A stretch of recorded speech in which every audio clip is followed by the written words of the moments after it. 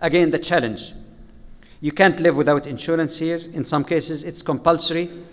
Even if it's not compulsory, it is a necessity without which you could be subject to huge losses that you could continue to pay for the rest of your life.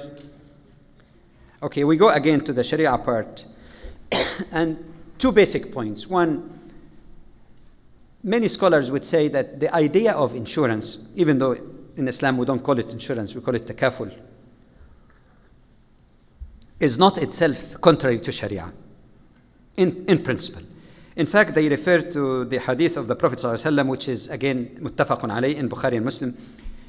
من ترك مالا فلورثته ومن ترك دينا أو ضياعا فإلي وعلي. That anyone who leaves behind any wealth or property, it is for his heirs, for his descendants and relatives and so on, for his heirs.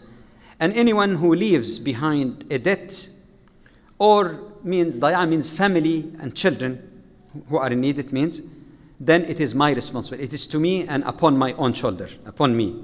I mean the Prophet ﷺ, which means the state, an Islamic state, or the community, if there is no state, would be responsible for that. The idea itself of takaful and mutual cooperation and solidarity is Islamic in nature. But then, without getting into great details, because each of these topics you can go on forever,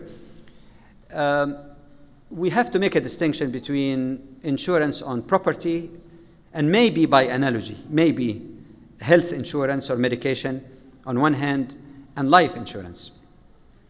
On the question of property insurance, according to the Dr. Qaradawi, that there is a form acceptable in fiqh known as tabarru' bishart al-awad, which means donation on condition of compensation. And while the system in its perfect Islamic form does not exist, at least in North America, it is his opinion that especially cooperative insurance on property in this country would be the closest to that. And obviously the insurance on liability for the car, that's compulsory. You can't even drive the car without having that, and if you don't, you could be really in grave trouble. I remember hearing Dr. Qaradawi also indicating that preservation or protection, safeguarding of the property or wealth is one of the 5 major objectives of Sharia anyway.